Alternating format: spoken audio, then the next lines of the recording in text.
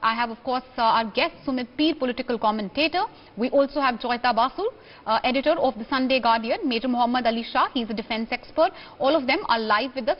Major Mohammed Shah, what are your views on the fiasco which is currently playing out in Pakistan? And how do you view the statements which have been coming from Imran Khan and his coterie? Very interesting to see that they seem to be blaming some quote-unquote foreign power for all that's going wrong in Pakistan. Actually, you absolutely brought out bang on that, quote unquote, Imran Khan is constantly saying the foreign power which is out to get him out from there.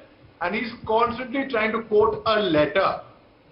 Now, this letter, apparently, God knows which secretive person has written this secret letter to him, where it's mentioned to him that apparently he would be assassinated or he would be removed out of power very soon.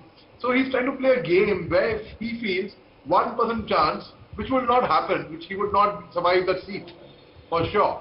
But he feels, in case he survives that seat, he will say he fought against all odds, and despite all the odds, all the forces against him, he's still back over here. And when he's removed from power, which he would be, then he will say, oh, see, the conspiracy has to get me out from here. Now, in the entire country's 342 member nation seats, Imran Khan has 162 in his favor, and 177 in opposition right now. The Sabaz Sharif is highly, in fact highly, it is said, Imran Khan, in fact he had even alleged that he has already got a brand new Sherwani Achkan made for himself to take over when he comes over. Now, one needs 172 seats to be able to cross the majority mark. Hope in hell for Imran Khan. There is no chance about it. So yes, as Sumit rightly said, he is waiting for his wife to finish, Bushra Bibi to finish the totkas and and the superstitions and the belief that they would be having.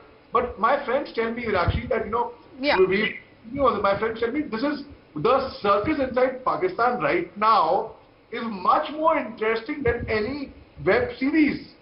He has given a run to the web series, to the OTT platforms. People are glued to what is going to happen in Pakistan next. Well, not just in Pakistan, but in India as well, because every development in Pakistan has a repercussion for us as well. When we speak of the history of Pakistan, Major Shah, just look at what's been happening in Pakistan. Unfortunate for them, but it looks very obvious that they're going to create another record.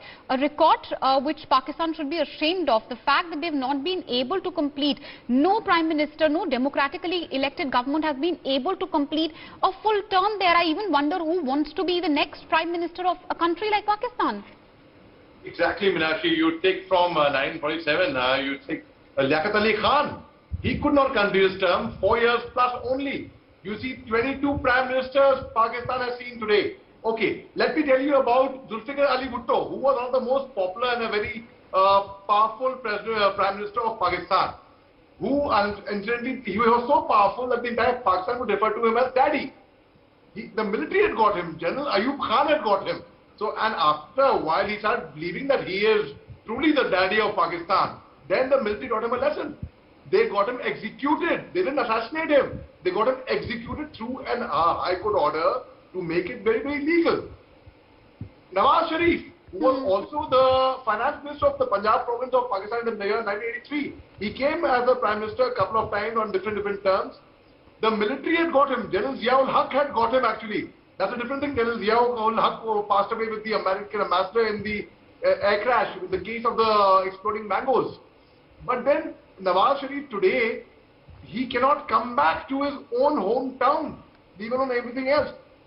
General Parvez Musharraf, when he took over. Well, yeah, if you dig through history books and you look at, of course, what's been happening in Pakistan, every democratically elected government, the head of it, the Prime Minister, very unfortunately, almost funnily enough to the world, either goes to jail or runs away from Pakistan or is executed. I thank all the experts for joining us on the broadcast.